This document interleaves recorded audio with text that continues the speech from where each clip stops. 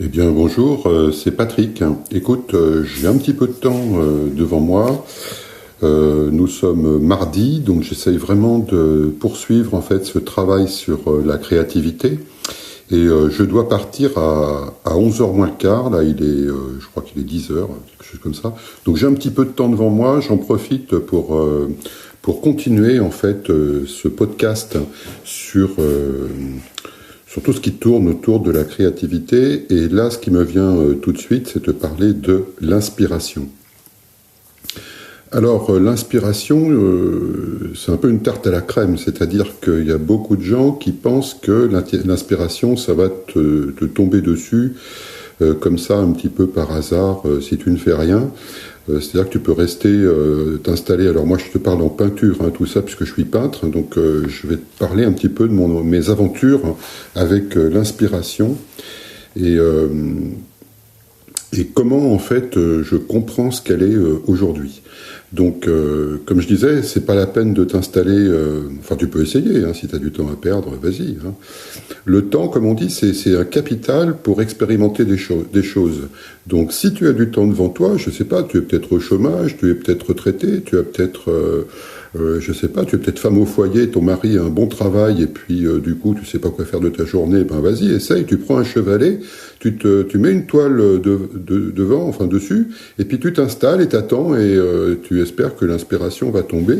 Et ben du coup, je te souhaite bon courage, quoi, parce que alors ça peut arriver, tu peux d'un seul coup être traversé par quelque chose et puis prendre de la peinture et puis y aller. Mais tu noteras quand même que il faut quand même que tu prennes de la peinture et poser quelque chose sur le tableau. Et déjà ça, c'est une action. Et en fait, il peut pas y avoir d'inspiration sans action au préalable. C'est là où je voulais en venir, en fait. C'est que tu dois d'abord effectuer des actions répétées, et ça le plus régulièrement que tu le peux, de manière à ce qu'à un moment donné, ton expérience accumulée par tout un tas d'actions que tu auras répétées comme ça régulièrement, provoque ce qu'on appelle l'inspiration. C'est-à-dire qu'à un moment donné, l'inspiration, c'est un peu comme l'intuition, c'est un peu comme un raccourci, en fait, pour aller plus vite. Voilà. Alors, il y a plein de manières de considérer l'inspiration. Tu as des gars qui... alors, je pense au groupe surréaliste, par exemple, là, qui était avec André Breton. Ces gars-là, ils pratiquaient beaucoup l'écriture automatique. Tu vois, l'écriture automatique, tu t'installes à une table et puis tu écris tout ce qui te passe par la tête sans rien censurer, en fait. Si tu as envie d'écrire bite, t'écris bite. Tu as envie d'écrire chat, t'écris chat. Tu as envie d'écrire mon cœur, je t'adore, t'écris mon cœur, je t'adore. Tu censures rien du tout, tu vois, tout ce qui te paraît puéril, vulgaire, etc. Vas-y, mets tout sur une feuille et puis tu verras bien après. Alors, dans ce genre de travail, si tu veux qu'il y ait un peu un exercice d'inspiration, tu vas tomber sur beaucoup de déchets au début. Tu vas avoir peut-être 80%, 90% peut-être de déchets, et puis parmi tous ces déchets, tu vas trouver quelque chose d'intéressant que tu vas pouvoir extraire en fait de cette boue, quoi, en fait. Et tu vas le mettre de côté, et à ce moment-là, ça tu peux le mettre tu peux te faire un petit cahier, par exemple, en disant idée bizarre ou idée insolite ou idée nouvelle ou idée que je veux creuser, enfin tu intitules là ça comme tu veux, tu vois. Et puis du coup, ça te fait une petite accumulation comme ça d'expérience dans le domaine, si tu veux, du hasard, parce que le hasard et l'inspiration, c'est assez lié finalement. Mais il faut beaucoup pratiquer dans le hasard, dans le lâcher-prise un peu aussi, comme on dit maintenant, de manière à trouver des choses comme ça, des petites pépites qui vont se mettre à attirer ton attention, parce qu'il est toujours question que de ça, en fin de compte, c'est d'arriver à attirer ton attention vers quelque chose qui te paraît insolite, qui te paraît étrange, que tu as envie de comprendre, que tu as envie d'explorer. Voilà. Donc pour l'inspiration, je dirais que ça pourrait être une bonne démarche de pratiquer comme ça. Alors, je sais pas quel style de peinture tu as envie de faire ou que tu fais déjà. Je sais pas si tu fais de la peinture figurative ou de la peinture qu'on appelle maintenant intuitive, tu vois, ou de la peinture abstraite. Mais je pense que de toute façon, l'inspiration, ça fonctionne pour ces deux types de pistes de peinture. Hein. Ça fonctionne aussi. Là, je regardais il y a pas longtemps une vidéo de Sylvain Loisan. Alors, si tu connais pas sa chaîne, je te la recommande parce que, surtout si tu débutes, parce que t'as plein de trucs, t'as plein d'astuces. Il explique très bien, puis il est sympa en plus. Donc, du coup, vas-y, regarde un petit peu ce qu'il propose. Et je sais qu'il a en cours en ce moment quelque chose justement sur la créativité. Donc du coup, si tu écoutes mes émissions, qu'elles t'intéressent, peut-être que tu peux aussi aller voir du côté de Sylvain de manière à puiser aussi des choses dans son contenu, parce que voilà, on a la chance maintenant d'avoir Internet, et je veux dire, chacun peut aller piocher en fait des informations un petit peu partout pour se faire une idée personnelle en fait de ce que peut être un mot, de ce que peut être une idée, de ce que peut être ceci ou cela. Donc l'inspiration, n'hésite pas. Même tu tapes sur Wikipédia, regarde la définition de l'inspiration, ça peut t'intéresser. Ne tiens pas compte uniquement de ce que moi je dis, parce que ce n'est que ma manière de voir les choses. Il faut toujours aller voir plusieurs points de vue pour arriver peut-être en tâtonnant comme ça à se faire son propre point de vue sur les choses. Donc voilà. Donc mon parcours, moi, avec l'inspiration, il est exactement comme la tarte à la crème dont je parlais au début, c'est-à-dire que moi, je pensais qu'il fallait être investi par une sorte de puissance supérieure. Il suffisait juste de se dire, je suis artiste, je suis peintre, je suis écrivain, de manière à ce que d'un seul coup, en ayant proclamé au monde, à l'univers, en fait, ce statut, tout allait couler de source et que, du coup, l'inspiration allait me tomber dessus, comme on dit, un peu comme la grâce d'ailleurs. La grâce, tu peux pas la chercher, et puis l'inspiration, c'est difficile aussi à chercher de cette manière-là, parce qu'en fin de compte, les deux te tombent dessus, en fait. C'est jamais au moment, en fait, où tu la cherches que ça va te tomber dessus. Donc, du coup, sois tranquille avec ça. Mais moi, quand j'étais jeune, je pensais que je pouvais la chercher et que j'allais la trouver. Donc, comme je t'ai dit, je m'installais devant ma table, soit pour écrire, soit pour peindre. Et puis, j'étais un peu bouche bée, quoi, gobé, à regarder tout ce qui se passait autour. Et puis, je m'étonnais, en fait, que ça ne tombe pas, quoi, que l'inspiration ne me touche pas, que rien ne se passe, etc. Alors, du coup, j'ai un petit peu mis d'eau dans mon vin avec le temps. Je me suis dit, c'est pas comme ça que ça fonctionne. Peut-être que je me suis trompé. J'ai été bouquiné, j'ai été voir un tas de choses. Et puis, j'ai vécu, j'ai vécu ce que j'avais à vivre. Et puis, à un moment donné, quand même, il y a une sorte de certitude comme ça qui m'est arrivée, c'est qu'il fallait que je travaille. C'est-à-dire, il fallait aussi que j'ajuste mes objectifs par rapport à mes moyens, tu vois, il y a aussi cette idée-là, si tu veux, c'est-à-dire que tu peux pas t'installer devant ta toile et te dire je vais faire Mona Lisa, quoi, ou quelque chose d'aussi fort que Mona Lisa. Tu vois bien qu'il y a un décalage quand même entre la réalité et puis toi ce que tu désires. Donc à un moment donné, il faut un petit peu regarder que tes objectifs soient en adéquation avec tes moyens. Voilà. Donc l'inspiration, si tu veux, c'est un peu comme je parlais de la créativité qui impacte le monde. Quand on dit impacte le monde, ça a l'air d'être un truc magique, immense. Tu vois le monde entier qui est impacté par ta créativité. Mais il faut être raisonnable. Il faut regarder que la créativité, elle impacte peut-être un petit groupe de personnes qui sont sensibilisées par ton travail et pas le monde entier, tu vois. Mais ça impacte quand même quelque chose. Ça impacte des personnes. Et au niveau de l'inspiration, je dirais que c'est un peu pareil. L'inspiration, elle a ça de bien, peut-être, qu'elle va, une fois que tu es en bonne relation avec elle, c'est-à-dire que tu as enfin atteint une certaine modestie, l'inspiration, elle va arriver à te faire comprendre, en fait, selon tes moyens, ce que tu peux faire avec.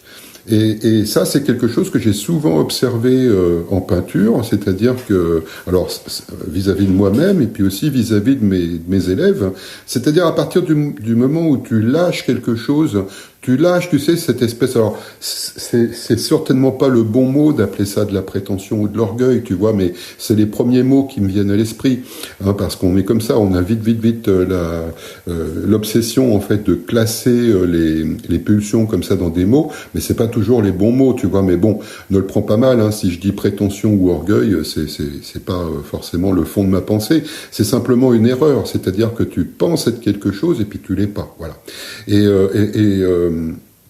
Et du coup, tant que t'as pas fait machine arrière, si je puis dire, si à un moment donné t'es pas frappé en fait par le décalage entre tes désirs et puis tes objectifs, eh ben l'inspiration elle est bloquée, elle peut pas arriver comme ça, tu vois. Il faut lui préparer quand même le terrain, tu vois.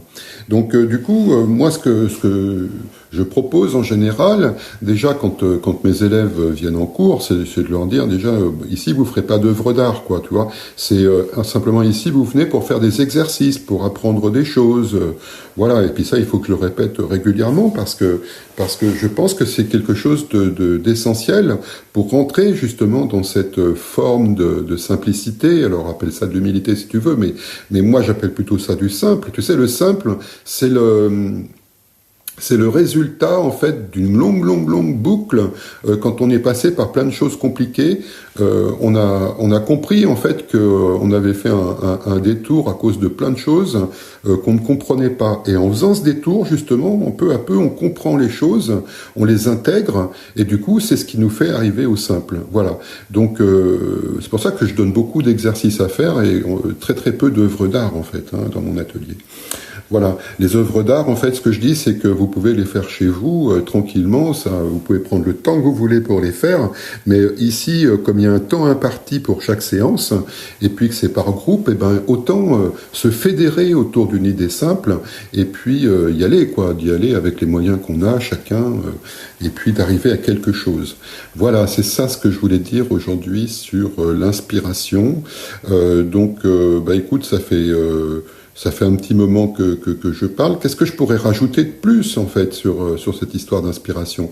L'inspiration, faut que tu te mettes au boulot, quoi. Je veux dire, ne pense pas à l'inspiration, pense déjà à ce que tu as, tu vois, pense à ce que tu as en poche pour réaliser ton objectif.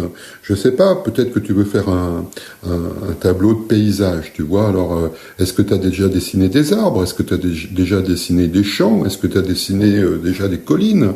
Est-ce que tu as déjà fait un ciel, par exemple, hein? Voilà, essaye de faire petit morceau par petit morceau les choses, et puis après, tu peux te lancer. Alors, bon, moi, j'aime pas tellement qu'on prenne en fait des modèles pour réaliser un tableau. Un tableau, je pense que c'est plus intéressant en fait d'aller chercher des idées dans sa mémoire, dans son imaginaire, etc. N'empêche que tu vas peut-être avoir besoin au départ d'avoir un certain nombre de documentation. Comment on fait un arbre, par exemple, hein. Si tu n'en as jamais fait de ta vie, tu peux pas être inspiré comme ça d'un seul coup et te faire un arbre. Ou alors faut être enfant. Voilà, si tu es un enfant, alors là, c'est l'exception. C'est-à-dire, tu mets une feuille de papier avec des crayons de couleur, etc., devant un gamin de 5 ans, lui, il va te faire un arbre, il va pas réfléchir, et puis ça va être un super arbre, généralement, tu vois. Faut bien regarder ce qu'il fait, parce que souvent, les parents regardent pas.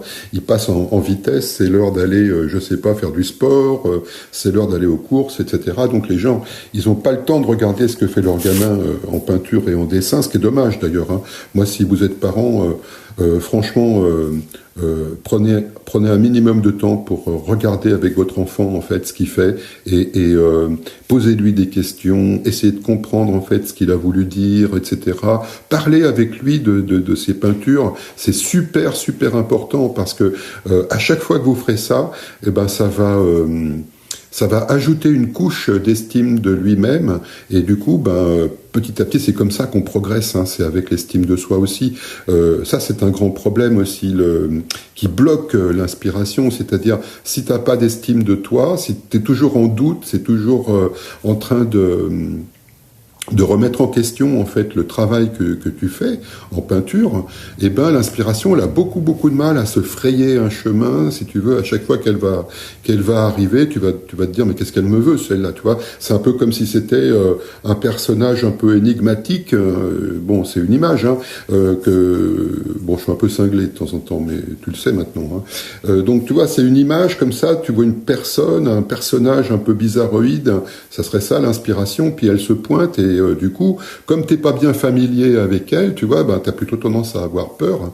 Et puis, comme t'as pas beaucoup d'estime de toi dans le domaine de la peinture, parce que tu démarres, et puis que peut-être que t'as eu plusieurs ratages aussi, hein, et ben du coup, tu te dis mais qu'est-ce qu'elle me veut, tu vois. Et puis du coup, tu la zappes, hein, t'as pas envie de discuter avec elle, tu la mets à l'écart. Parce qu'il y a aussi ça, si tu veux, avec l'inspiration. L'inspiration, toi, tu attends qu'elle vienne, tu vois, mais il faut lui parler, il faut dialoguer avec l'inspiration, tu vois. À chaque exercice que tu fais, à chaque tableau que tu as envie tu discutes. Moi, je discute avec mon tableau, je discute avec l'inspiration. Qu'est-ce qu'elle veut me dire? Et si je fais ça, qu'est-ce que t'en penses? Tu vois, il y a voilà, faut essayer de dégrossir un peu le bazar, quoi. Tu vois, l'inspiration. Alors c'est vrai qu'on pourrait penser à des figures un peu magiques, tu sais, qu'il y a dans les contes et les légendes. J'en reviens souvent à ça, tu vois, où d'un seul coup, c'est incarné par un sorcier qui te file un coup de baguette magique et pof, t'as des pouvoirs magiques. Ouais, c'est super dans les contes et légendes. Alors les contes et légendes, faut savoir que c'était écrit pour des gens simples, pour le populaire, quoi, en fait. Donc pour les auteurs de ces contes, ils faisaient passer des super idées à travers des personnages qui incarnaient ces idées, tu vois. Et en lisant ces histoires, les gens les comprenaient peut-être pas toujours consciemment, tu vois, mais leur inconscient était imprégné en fait de ces schémas. Et peut-être que ça vaut le coup si tu es encore un peu dans cet état de naïveté, tu vois, tu peux te remettre à lire peut-être des contes et légendes, si t'en as déjà lu quand t'étais gamin, et regarder ce que ça te fait, tu vois. Peut-être que de temps en temps, on a besoin aussi de revenir aux sources, de reprendre des histoires qui nous avaient fait rêver quand on était gamin, et puis qu'on ne lit plus parce qu'on se dit, oh bah oui, mais maintenant je suis grand, je suis adulte, je suis sérieux, entre guillemets, et j'ai plus besoin de tout ça pour rêver. Mais si, on a besoin de tout ça pour rêver. Tout le temps, on peut pas s'arrêter à cette idée d'être adulte et d'être sérieux, etc. L'inspiration, comment expliquer ça? Si tu lui mets ce genre de masque de sérieux et puis tout ça, elle risque de s'effrayer aussi, tu vois. C'est pas non plus. Voilà, il y a quelque chose aussi de ton côté à faire, mais vraiment de ton côté à faire. D'ailleurs, que de ton côté à faire, si je résume un petit peu la situation, pour que l'inspiration s'installe en toi et qu'elle soit à l'aise, quoi. Voilà. Eh ben, écoute, je crois que ça fait suffisamment pour cette petite partie sur l'inspiration.